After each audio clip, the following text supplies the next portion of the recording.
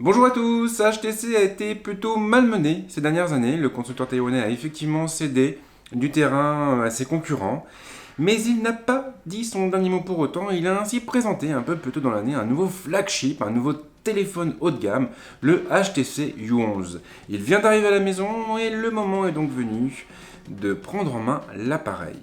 Mais avant d'attaquer avec le déballage de la bête, on va prendre le temps de rappeler brièvement ses caractéristiques techniques. Haut de gamme oblige, le HTC U11 a droit à ce qui se fait de mieux à l'heure actuelle.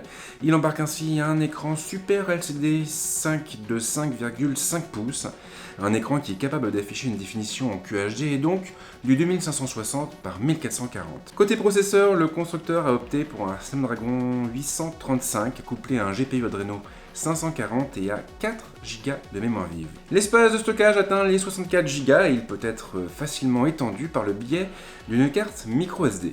Pour la partie photo, HTC a opté pour un capteur Ultra Pixel 3 de 12 millions de pixels, couronné d'une optique capable d'ouvrir à focale 1.7. Ce capteur, il est passé entre les mains des experts de DxOMark Mobile, et ces derniers lui ont accordé la meilleure note à l'heure actuelle, et donc cela veut dire que techniquement, il surpasse le capteur du Galaxy S8, mais également le capteur du Xperia XZ Premium.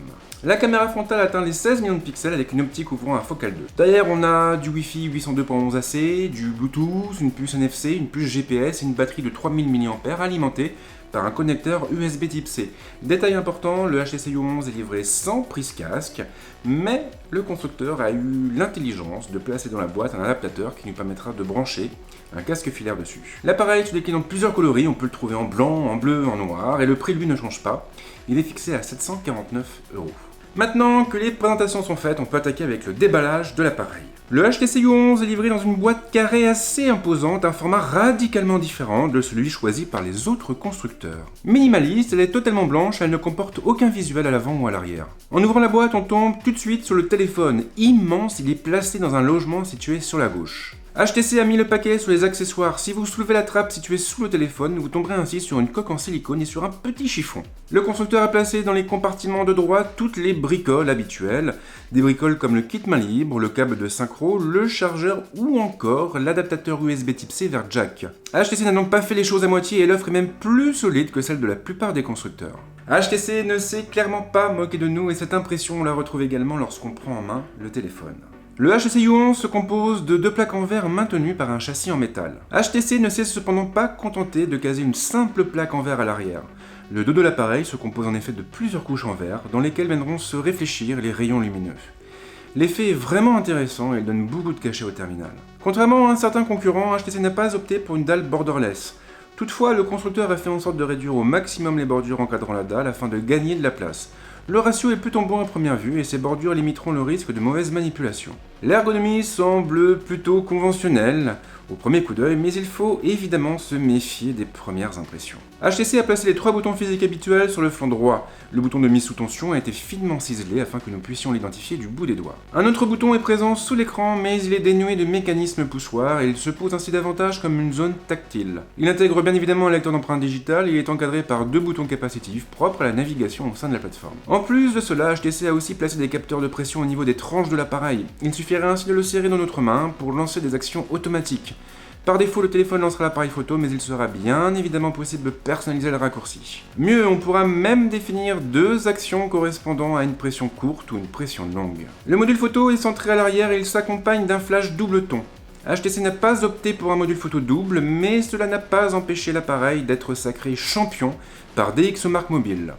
Pour avoir pris quelques photos avec, je peux d'ailleurs vous dire qu'il mérite amplement ce titre. La trappe d'accès à la carte nano SIM et à la carte microSD se trouve sur la tranche supérieure, non loin de l'émetteur laser. Le connecteur USB type C et le haut-parleur sont placés en dessous. En prime, HTC a également placé des microphones tout autour du téléphone pour être capable d'enregistrer un son en 3 dimensions. Le HTC U11 semble assez ordinaire au premier abord, mais il suffit de prendre le téléphone en main pour se rendre compte que ce n'est pas du tout le cas. Fidèle à ses habitudes, HTC a soigné le téléphone dans le moindre de ses détails et les finitions sont exemplaires. J'aime tout particulièrement l'effet irisé de l'arrière de la coque, un effet qui donne beaucoup de cachet au terminal. Grâce aux multiples couches composant la plaque, le téléphone donne effectivement l'impression de changer de couleur au gré de la lumière ambiante. Ce souci du détail, on le trouve évidemment sur le reste de l'appareil, mais également au niveau de la fonction EdgeSense. Pour être tout à fait honnête, lorsque HTC a présenté son téléphone, j'avais un petit peu peur que cette fonction soit gadget, et en réalité ce n'est pas du tout le cas. HTC a bien fait les choses, et l'assistant qui accompagne la fonction est assez bien pensé. Du coup, cette fonction sera facile à mettre en place et elle devrait rapidement s'imposer chez les utilisateurs. Bref, je vais m'arrêter là pour l'instant. Comme d'hab, si vous avez des questions, les commentaires sont là pour ça. Et puis, maintenant je vais m'attaquer au test, puisque le téléphone doit repartir bientôt. Je vais essayer de sortir la vidéo le week-end prochain, mais je peux rien vous promettre, ça dépendra bien évidemment du planning de ces prochains jours. Bref, en attendant, passez un bon week-end, une bonne semaine, et on se retrouve très vite sur la chaîne. Ciao!